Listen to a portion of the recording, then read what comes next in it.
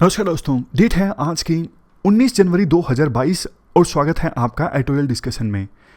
आज देखो, हिंदू से एक आर्टिकल हम उठाएंगे जिनोसाइड से संबंधित, जो इतना इंपॉर्टेंट आर्टिकल भी नहीं है, लेकिन जो भी इंपॉर्टेंट पॉइंट है उनको एक बार देख लेंगे।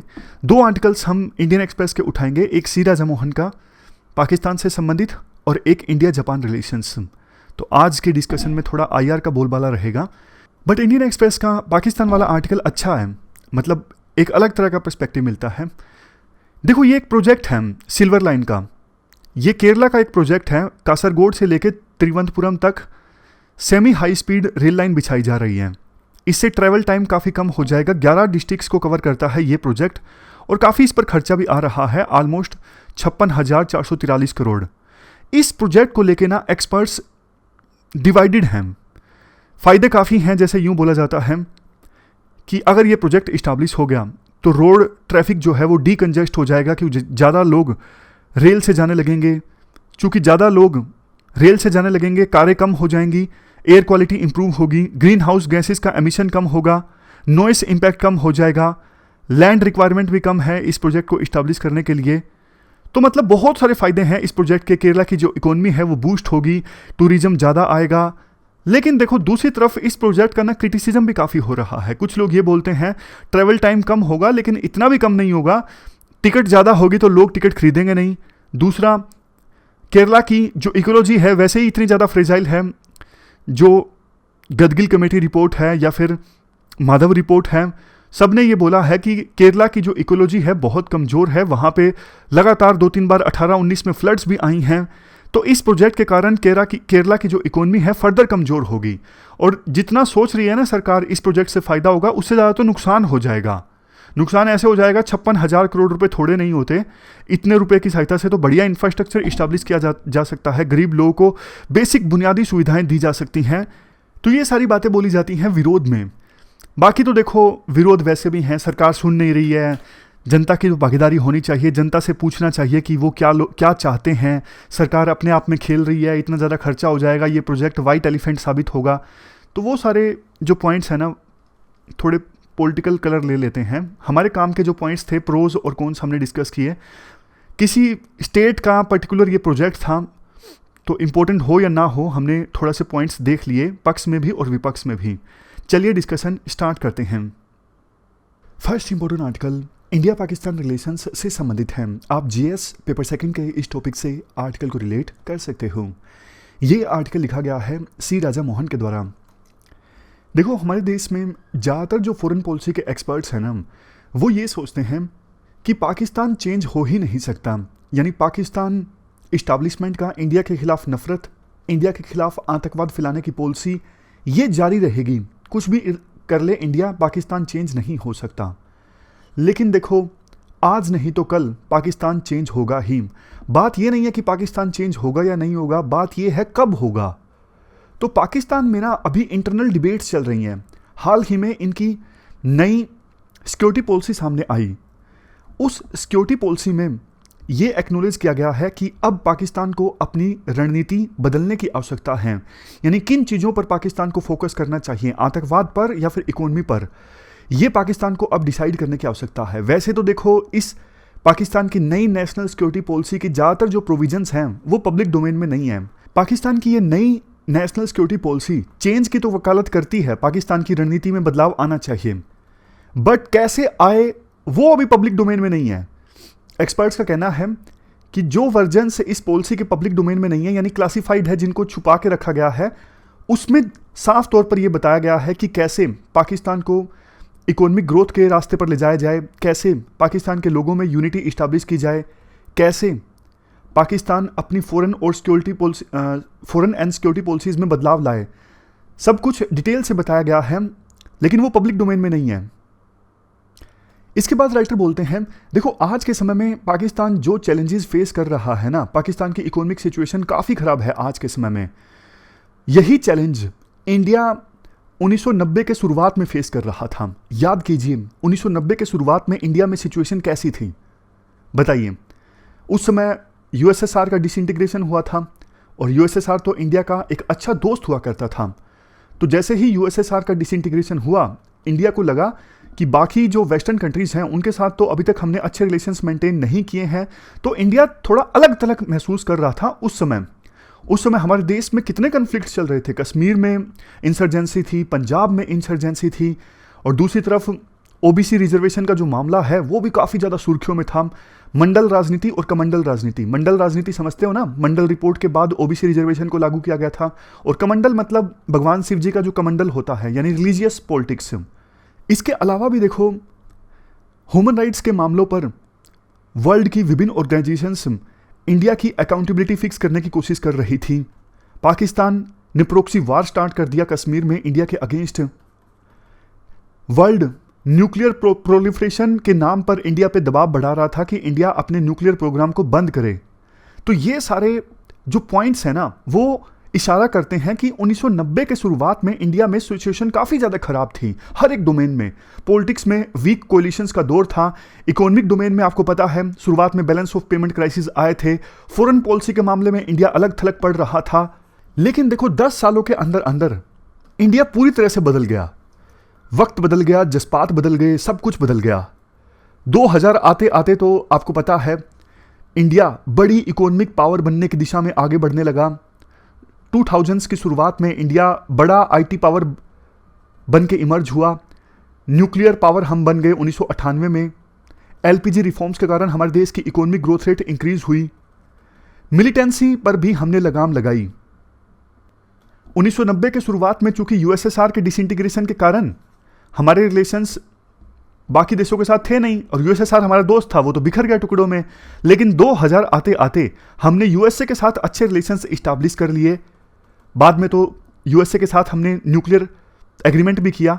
रीजन चाहे देखो कुछ भी हो, बेशक यूएसए ने ये सोच के इंडिया के साथ दोस्ती की कि इंडिया की सहायता से चाइना को हम कंटेन करेंगे, या फिर इंडिया एक बहुत बड़ी मार्केट है, कोई भी रीजन हो, लेकिन ये बात सच है कि हमने यूएसए के साथ अपने रिलेशंस बहुत ठीक कर लिए। कोल्ड वार के दौरान हमारे रिलेशंस ठीक नहीं थे। कश्मीर इशू पर बार बार अब इंटरनेशनल मंचों पर इंडिया को नहीं घसीटा जाता। पहले तो देखो बड़ी बड़ी ऑर्गेनाइजेशंस पर कश्मीर इशू को लेके इंडिया का क्रिटिसिज्म होता रहता था, लेकिन आज के समय में ऐसा नहीं होता है। यूं नहीं कह सकते कि हर जगह इंसर्जेंसी खत्म हो गई है, लेकिन अब इंडिया बेटर कंट्रोल में है। समझ रहे हो ना, ये सब एग्जाम्पल्स हैं कि इंडिया हर एक डोमेन में बदलाव लेके आया। कई सारे इकोनॉमी में स्ट्रक्चरल रिफॉर्म्स आए, एलपीजी रिफॉर्म्स। फॉरेन पॉलिसी में हम बदलाव लेके आए। पहले यूएसएसआर पर डिपेंडेंट थे, लेकिन बाद में हमने मल्टी अलाइनमेंट की पॉलिसी अपनाई। जैसे म्यांमार में डेमोक्रेसी नहीं हुआ करती थी, लेकिन हम आइडियल खेला करते थे कि नहीं, म्यांमार में अगर डेमोक्रेसी नहीं है तो हम एंगेज नहीं करेंगे मिलिट्री रूलर्स के साथ। लेकिन आज आपको पता है, आज हम बहुत ज़्यादा प्रैक्टिकल खेलते हैं फॉरेन पॉलिसी के मामले में। तो हम हर एक डोमेन में बदलाव लेके आए, और 1990 का जो भारत था ना, वो 2000 के भारत से अलग था। 2000 में हम काफी स्ट्रोंग हो गए थे। इस पूरी कहानी का पॉइंट पता क्या है? इस पूरी कहानी का पॉइंट ये है, इंडिया ने अपनी रणनीति में बदलाव किया, तभी जाके इंडिया पावरफुल बना, तभी जाके इंडिया में बदलाव आया। पाकिस्तान भी देखो आज उसी मुहाने पे है। पाकिस्तान अगर आज बदलाव नहीं लेके आएगा ना, तो पाकिस्तान और ज्यादा गर्त में चला जाएगा, ऐसा राइटर बोलना चाहते हैं। जैसे इंडिया बदलाव लेके आया, जैसे बांग्लादेश बदलाव लेके आया। इंडिया के बाद आप इवन बांग्लादेश का एग्जाम्पल देख लीजिए। जो सिचुएशन इंडिया में 1990s में थी, उसी प्रकार की सिचुएशन बांग्लादेश ने 2009 में फेस की। लेकिन देखो शेख हसीना का जब रूल आया ना 2009 में बांग्लादेश में, तो शेख हसीना ने बांग्लादेश की इकोनॉमिक डेवलपमेंट पर ध्यान देना स्टार्ट किया, टेररिज्म को सपोर्ट करना बंद कर दिया। पहले ना पाकिस्तान बांग्लादेश की धरती से भी इंडिया में टेररिज्म स्प्रेड किया करता था। जब बांग्लादेश नेशनल पार्टी का रूल हुआ करता था, जब खालिदा जिया बांग्लादेश की प्रधानमंत्री हुआ करती थी। लेकिन शेख हसीना ने यह पॉलिसी बंद कर दी। आईएसआई को कोई कैंप चलाने की इजाजत नहीं दी, डायरेक्टली इनडायरेक्टली चोरी छुपे। समझ रहे हो? बांग्लादेश ने इंडिया के साथ भी अपने रिश्ते मजबूत कर लिए, क्योंकि इंडिया सबसे बड़ा नेबर है बांग्लादेश का। तो बांग्लादेश को लगा कि इंडिया के साथ मिलकर चलेंगे, रिश्ते अच्छे करके चलेंगे तो भलाई है। तो इसका फायदा बांग्लादेश को हुआ भी। आज बांग्लादेश की जीडीपी देखिए कितनी है। आज बांग्लादेश की जीडीपी है $350 बिलियन।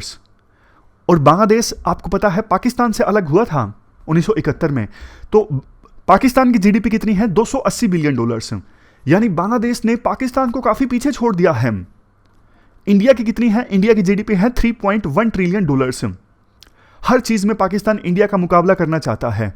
लेकिन सच्चाई देखो ये है, आज इंडिया की इकोनॉमी का जो साइज है पाकिस्तान की इकोनॉमी के साइज से 10 गुना से भी ज़्यादा है।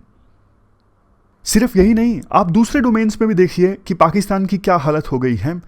फॉरेन रिलेशन देखिए पाकिस्तान के।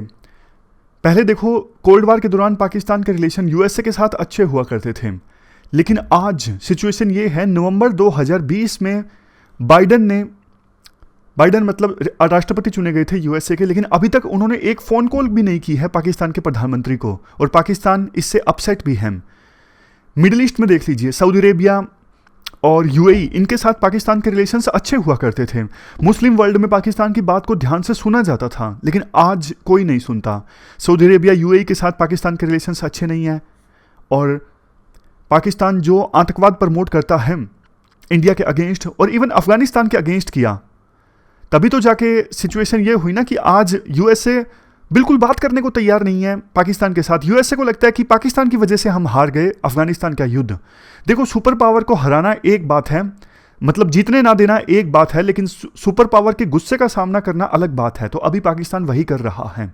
चाइना के साथ पाकिस्तान की दोस्ती बेशक मजबूत हुई है, लेकिन चाइना और यूएसए के बीच में जो कन्फ्लिक्ट है ना, उसके कारण चाइना अभी एक काफ़ी अनकंफर्टेबल पोजीशन में है। चाइना के साथ मतलब यूएसए के अगेंस्ट, लेकिन पाकिस्तान इस सिचुएशन में चाहता नहीं अपने आप को, वो नहीं चाहता कि हम यूएसए के अगेंस्ट दिखें। ज़्यादातर वेस्टर्न कंट्रीज के साथ अभी पाकिस्तान के रिलेशन अच्छे नहीं हैं। थोड़ी बहुत इक्विटी यूके में बची है, यूके थोड़ी बहुत पाकिस्तान की बात सुनता है। अदरवाइज तो देखो, ज़्यादातर वेस्टर्न कंट्रीज का जो व्यू है पाकिस्तान के बारे में अच्छा नहीं है। इवन आतंकवाद प्रमोट करने के कारण पाकिस्तान को FATF की ग्रे लिस्ट में डाल दिया गया था। तलवार लटक रही थी कि कब ब्लैक लिस्ट में डाला जा सकता है, कभी भी, अभी तक डाला तो नहीं गया। लेकिन ये सारे पॉइंट्स इशारा करते हैं। और भी एग्जाम्पल देख लिए, दुनिया भर के एग्जाम्पल हैं जो आतंकवाद, मतलब पाकिस्तान को जो लगता था कि ये जो ग्रुप्स हैं, आतंकी के ग्रुप्स, इनका हम इस्तेमाल कर सकते हैं अफगानिस्तान के अगेंस्ट, इंडिया के अगेंस्ट, वही ग्रुप्स आज के समय में पाकिस्तान स्टेट के अगेंस्ट हो गए हैं, जैसे तहरीक-ए-तालिबान। और इवन अफगानिस्तान में पाकिस्तान जीत तो गया, लेकिन तालिबान ऐसे सिग्नल दे रहा है, हम आपकी कठपुतली नहीं है, वो अपने हिसाब से एक्ट करेंगे, वो पाकिस्तान के इशारे से एक्ट नहीं करेंगे। तो पाकिस्तान ठगा ठगा से महसूस कर रहा है अपनी इस नीति के कारण। तभी पाकिस्तान अपनी पॉलिसी में बदलाव लेके आया है कि हम इंडिया के साथ शांति चाहते हैं। देखो, पाकिस्तान के पास ना सुधरने का बहुत बढ़िया मौका था 9/11 में। 9/11 के बाद यूएसए को पाकिस्तान का साथ चाहिए था, लेकिन पाकिस्तान ने कभी अच्छी नीयत से यूएसए का साथ दिया ही नहीं, और यूएसए की पीठ में हमेशा छुरा घोंपता रहा। ऊपर ऊपर से दिखावा करता, यूएसए की एड लेता, लेकिन अंदर ही अंदर यूएसए की हार का कारण भी पाकिस्तान बना। अब देखो, ये पाकिस्तान को भी रियलाइज हो गया कि आतंकवाद फैलाने की जो रणनीति है ना, ये इतनी ज़्यादा कारगर साबित नहीं हुई है, इससे पाकिस्तान को बहुत नुकसान हुआ है। लेकिन समझ में आना एक बात है, उसमें सुधार करना दूसरी बात है। अब कश्मीर के मुद्दे पे देखो, इंडिया को फर्क ही नहीं पड़ता। पहले इंटरनेशनल प्रेशर भी हुआ करता था थोड़ा बहुत इंडिया के ऊपर कि कश्मीर के मुद्दे पर आप पाकिस्तान से बात कीजिए, लेकिन आज कोई इंटरनेशनल ऑर्गेनाइजेशन या फिर कोई इंटरनेशनल प्रेशर इंडिया के ऊपर नहीं है। कश्मीर इशू पर आज के समय में इंडिया की रणनीति जो है वो या तो देखो एग्रेशन वाली है या फिर इनडिफरेंस वाली है। मतलब ना तो इंडिया कई बार ध्यान नहीं देता बिल्कुल भी, कुछ भी बोलो कश्मीर पे, या फिर कई बार ऐसा होता है कि अगर कोई बोले तो पलट के इंडिया जवाब दे देता है।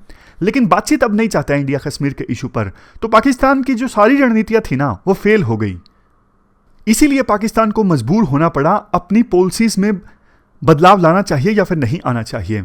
तो नई सिक्योरिटी पॉलिसी में तो बदलाव की बात कही गई है, लेकिन देखो बदलाव लाना इतना आसान नहीं होता।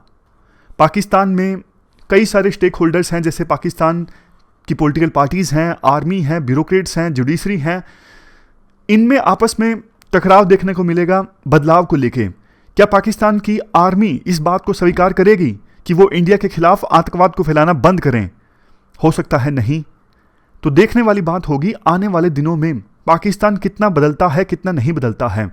कुछ एक्सपर्ट्स ये भी बोलते हैं कि इंडिया को पाकिस्तान के अंदर चेंज को फैसिलिटेट करना चाहिए। कैसे मतलब जैसे देखो, इंडिया कोई एक समझौता कर लेता है पाकिस्तान के साथ और थोड़ा लिबरल समझौता कर लेता है किसी भी इशू को लेके, जैसे सियाचिन को लेके या फिर सरक्रीक को लेके, तो पाकिस्तान में वो लोग जो बदलाव चाहते हैं ना, उनमें कॉन्फिडेंस और भी ज़्यादा बढ़ जाएगा कि देखो इंडिया के साथ समझौता होने से हाँ, फायदा हुआ है पाकिस्तान को, तो इंडिया के साथ पीस इस्टेब्लिश की जाए और भी ज़्यादा अच्छे से, तो इसमें इंडिया का ही फायदा है। देखो, पाकिस्तान में पीस आती है ना, तो इसका सबसे बड़ा फायदा इंडिया को ही है। इंडिया से ज़्यादा इसका फायदा किसी को नहीं है। आपके पड़ोसी के घर में अगर तनाव रहता है, लड़ाई होती है, तो आप भी चैन से नहीं सो सकते। वही चीज़ है, पाकिस्तान अगर स्टेबल रहेगा, पीसफुल रहेगा, इनकी इकोनॉमी का साइज भी ठीक ठाक रहेगा, तो इंडिया को फायदा है। फायदा ऐसे है कि हमारा पड़ोसी देश है, कल को हमारे साथ ही व्यापार करेंगे, हमसे सामान खरीदेंगे। हमारा कश्मीर में इतना जो खर्चा हो जाता है दुनिया भर का, सियाचिन पे हमारा खर्चा हो जाता है, बहुमूल्य जाने जाती हैं, हमारा कितना डिफेंस पे खर्चा कम हो जाएगा। पाकिस्तान के साथ हमारे रिलेशंस अच्छे रहेंगे तो चाइना के साथ हम ज़्यादा बेहतर ढंग से मुकाबला कर पाएंगे, क्योंकि अभी देखो 2 फ्रंट पे टेंशन रहती है, तो इंडिया के लिए दिक्कत वाली बात है। तो ये पूरा आर्टिकल हमने डिस्कस किया, चलते हैं आगे। इसके बाद नेक्स्ट आर्टिकल जिनोसाइड के प्रिवेंशन से संबंधित है। आप जीएस पेपर सेकंड के इस टॉपिक से आर्टिकल को रिलेट कर सकते हो। देखो, सबसे पहले आप एक बात बताओ, जिनोसाइड का मतलब आप समझते हो क्या? जिनोसाइड का मतलब ये है कि किसी पर्टिकुलर ग्रुप या फिर पर्टिकुलर नेशन या फिर पर्टिकुलर एथनिक ग्रुप के लोगों को मार देना, इस उद्देश्य के साथ कि उस पूरे एथनिक ग्रुप को ही खत्म कर दिया जाए। समझ गए? फिर से बोलता हूं, जिनोसाइड में यह होता है किसी पर्टिकुलर एथनिक ग्रुप के लोगों को मारा जाता है इस उद्देश्य के साथ कि उस पूरी के पूरे एथनिक ग्रुप को खत्म कर दिया जाए। एथनिक ग्रुप देखो कुछ भी हो सकता है, धर्म हो सकता है, इवन जाति भी हो सकती है। समझ रहे हो ना? जिनोसाइड का देखो सबसे बड़ा एग्जाम्पल आपको भी पता है क्या है। आपके मन में क्या आता है जिनोसाइड का जब नाम आता है? ज्यूज़ को जो मारा गया था सेकेंड वर्ल्ड वॉर के दौरान हिटलर के द्वारा, वो सबसे बड़ा एग्जाम्पल है जिनोसाइड का। ज्यूज़ की हत्या की गई थी बड़ी संख्या में इस उद्देश्य के साथ कि ज्यूज़ का नामो निशान ही मिटा दिया जाए। हमारे देश में ये क्यों सुर्खियों में है? काफ़ी दिनों से देखो इस इशू पर ना कंट्रोवर्सी चल रही है। हरिद्वार में एक रिलीजियस असेंबली हुई थी जिसमें यति नरसिंहानंद, इन्होंने देखो एक भड़काऊ भाषण दिया था जिसमें मुस्लिम्स को मारने की बात कही गई थी। तो उसके बाद से इस इशू पे ना काफ़ी ज़्यादा कंट्रोवर्सी क्रिएट हो गई है। इतनी ज़्यादा कंट्रोवर्सी क्रिएट हो गई है कि यूपीएससी इस पर क्वेश्चन पूछे संभावना कम हो गई है। यूपीएससी ना बहुत ज़्यादा कंट्रोवर्शियल इश्यूज पे क्वेश्चन नहीं पूछती, आमतौर पे अवॉइड करती हैं। मतलब जो इशू पॉलिटिक्स में बहुत ज़्यादा सुर्खियों में रहते हैं ना, जिन पर पॉलिटिकल पार्टीज डिवाइड हो जाती हैं, बीजेपी एक तरफ, दूसरी तरफ कांग्रेस, वो क्वेश्चंस यूपीएससी कम पूछती है। हालांकि एक्सेप्शंस देखो है, जैसे मैं आपको बताता हूँ, यूनिफॉर्म सिविल कोड है, यूनिफॉर्म सिविल कोड पर यूपीएससी ने क्वेश्चन पूछा है। सेकुलरिज्म देखो बहुत ज़्यादा कंटेस्टेड कंसेप्ट है हमारे इंडिया में, लेकिन सेकुलरिज्म पर क्वेश्चन इंडिया ने पूछा है। बट ये सदाबहार इश्यूज हैं, समझ रहे हो? सेकुलरिज्म, यूनिफॉर्म सिविल कोड, ये सदाबहार हैं, इन पर पॉलिटिक्स हो ना हो फर्क नहीं पड़ता, ये सिलेबस में सीधा सीधा भी हैं। बट जिनोसाइड सिलेबस में सीधा सीधा नहीं है ना फिलहाल। खैर, राइटर ये बोलते हैं कि 1948 में ना एक कन्वेंशन आई थी, convention on prevention and punishment of the crime of genocide. इस कन्वेंशन को इंडिया ने साइन भी किया था, रेटिफाई भी किया था। तो कन्वेंशन को साइन और रेटिफाई करने के बाद इंडिया की कुछ ऑब्लिगेशंस बनती थी, लेकिन उन ऑब्लिगेशंस को इंडिया ने फुलफिल नहीं किया। यानी अभी तक जिनोसाइड को प्रिवेंट करने के लिए इंडिया ने कोई कानून नहीं बनाया। कन्वेंशन का जो पास्ट है वो भी डिस्कस किया जाता है। जैसे 1946 में क्यूबा, इंडिया, पनामा, इन्होंने जनरल असेंबली में ये रेजोल्यूशन प्रेजेंट किया था जिनोसाइड से संबंधित कन्वेंशन लाने का। तो हैरानी इस बात की है, जब इंडिया को स्पॉन्सर था जिनोसाइड से संबंधित रेजोल्यूशन लाने में, लेकिन बाद में इंडिया ने कोई डोमेस्टिक कानून नहीं बनाया इस कन्वेंशन को फुलफिल करने के लिए। यह राइटर का पॉइंट है। जिन लोगों ने इस कन्वेंशन को साइन और रेटिफाई किया है ना, उनकी ऑब्लिगेशन ये है कि उस देश में कोई जिनोसाइड कमिट नहीं होगा, जिनोसाइड को प्रिवेंट किया जाएगा और जिनोसाइड करने वाले को पनिश किया जाएगा। इफेक्टिव पेनल्टीज का प्रावधान होगा उनके अगेंस्ट जो क्रिमिनल कंडक्ट करते हैं। समझ रहे हो? ये सारी चीज़ें होनी चाहिए कानून में जिस देश ने जिनोसाइड कन्वेंशन को साइन और रेटिफाई किया है। तो इंडिया ने तो इस प्रकार के प्रोविजंस को अभी तक इंप्लीमेंट नहीं किया है। इंडिया में जो कानून है ना फिलहाल आईपीसी में, वो देखो जिनोसाइड के बारे में कुछ मेंशन नहीं करते हैं। इसके बाद राइटर बोलते हैं तो इंडिया को देखो बदलाव करना चाहिए अपने डोमेस्टिक लॉज में। राइटिंग से संबंधित यानी राइट्स से संबंधित प्रोविजन तो है, लेकिन जिनोसाइड को रोकने के लिए कोई प्रोविजन नहीं है। अब देखो इंडिया को बदलाव इसलिए भी करना चाहिए क्योंकि इंटरनेशनल कोर्ट ऑफ जस्टिस में ना पिछले दिनों एक केस गया था। म्यांमार में आरोप लगता है म्यांमार की सरकार पर कि वहाँ पर रोहिंग्यास का जिनोसाइड हुआ, लेकिन म्यांमार की सरकार ने कुछ नहीं किया इसे प्रिवेंट करने के लिए। लेकिन गैम्बिया ने इसके अगेंस्ट, यानी म्यांमार में हुए जिनोसाइड के अगेंस्ट केस फाइल कर दिया इंटरनेशनल कोर्ट ऑफ जस्टिस में। वैसे गैम्बिया का इससे कोई लेना देना नहीं था, लेकिन चूंकि रोहिंग्या मुस्लिम्स हैं और गैम्बिया में भी मुस्लिम्स रहते हैं, तो इंटरनेशनल कोर्ट ऑफ जस्टिस ने कहा कि कोई भी देश जिसका डायरेक्ट जिनोसाइड से कोई लेना देना नहीं हो, लेकिन जिस कम्युनिटी का जिनोसाइड हुआ है वो कम्युनिटी उस देश में रहती है, तो वो भी क्लेम फाइल कर सकती है। तो गैम्बिया ने म्यांमार के अगेंस्ट क्लेम फाइल किया है। इससे पहले भी देखो इंटरनेशनल कोर्ट ऑफ जस्टिस में जिनोसाइड से संबंधित एक केस का जिक्र किया जाता है। केस था क्राइम ऑफ जिनोसाइड का। दो किन किन के बीच में था? बोस्निया और हर्जेगोविना, ये मुश्किल से नाम है। बोस्निया एंड हर्जेगोविना एक तरफ और सर्बिया एंड मोंटेनिग्रो दूसरी तरफ, इनके बीच में केस था। फाइनल जजमेंट आया 2007 में। इंटरनेशनल कोर्ट ऑफ जस्टिस ने कहा सर्बिया जो है वो देखो जिनोसाइड को प्रिवेंट करने में फेल हो गया।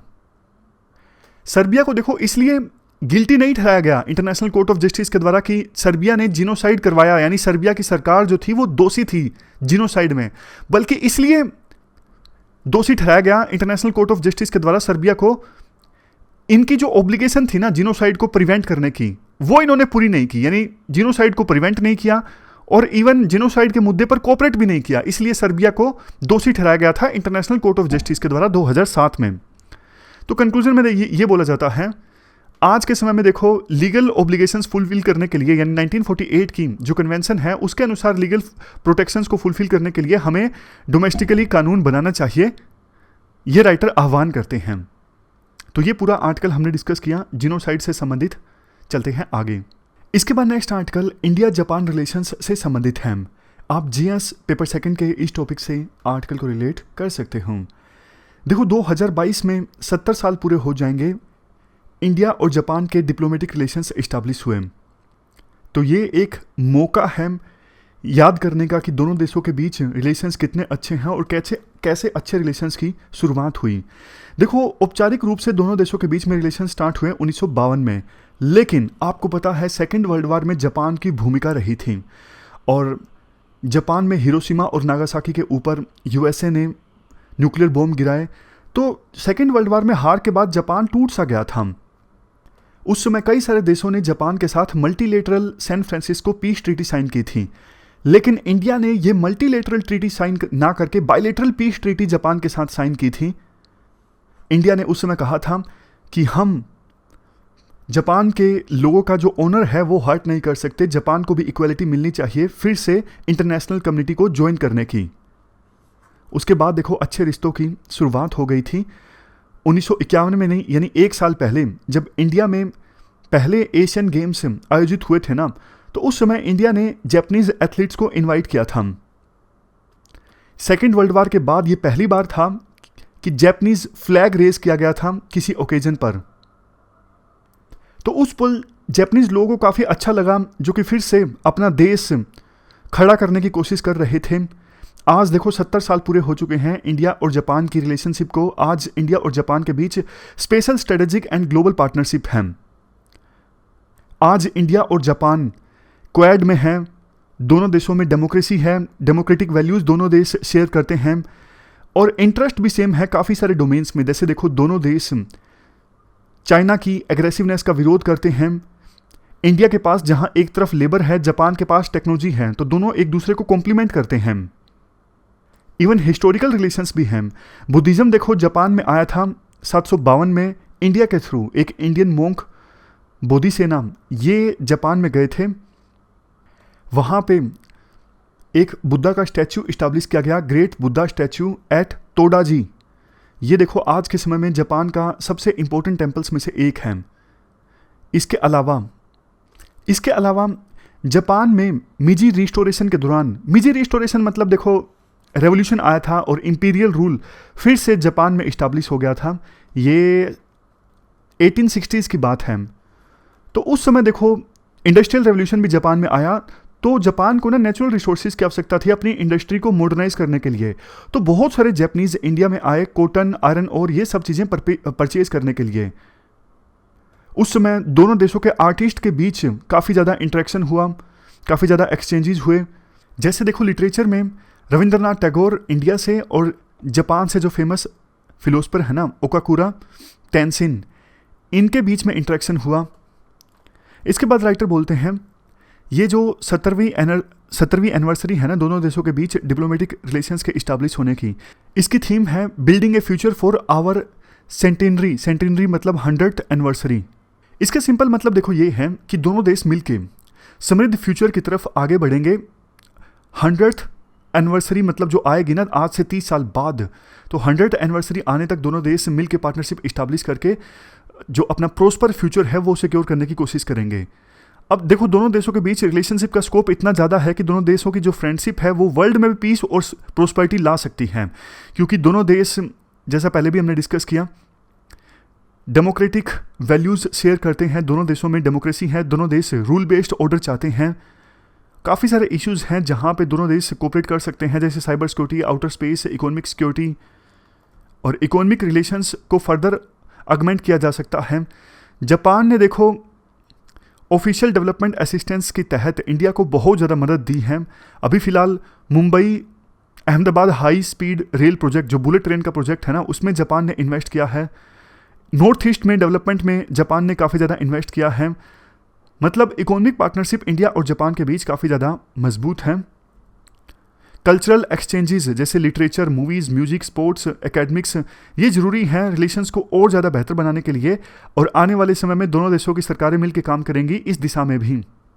इंडिया में देखो जो जैपनीज़ लर्नर है ना उनकी संख्या लगातार इंक्रीज़ हो रही है, और राइटर कहते हैं मेरा ये मानना है ये जो यंग बच्चे इंडिया में जब आएंगे तो काफ़ी कुछ सीख के जाएंगे और दोनों देशों के बीच में जो फ्रेंडशिप है वो और ज़्यादा मजबूत होगी। अभी तो देखो कोरोना की महामारी चल रही है, लेकिन दोनों देशों के बीच जो रिलेशंस हैं वो तो लगातार सुधरते जा रही हैं। बेशक फिजिकल इंटरेक्शन नहीं हो रही हैं, लेकिन इसका मतलब ये नहीं कि रिश्ते जो हैं वो कमज़ोर हो गए हैं। महामारी के इशू पर भी दोनों देशों ने मिल के काम किया है, और आने वाले समय में चाहे वो डिजिटल टेक्नोलॉजी हो या फिर सिक्योरिटी हो, कुछ भी हो, दोनों देशों के बीच कोऑपरेशन जो है वो और ज़्यादा देखने को मिलेगा, ऐसा राइटर अपना विश्वास व्यक्त करते हैं। तो ये थी हमारी आज की डिस्कशन। फिलहाल इस डिस्कशन में इतना ही है। आज हमने 3 इश्यूज़ को डिटेल से डिस्कस किया। Thank you very much for discussion.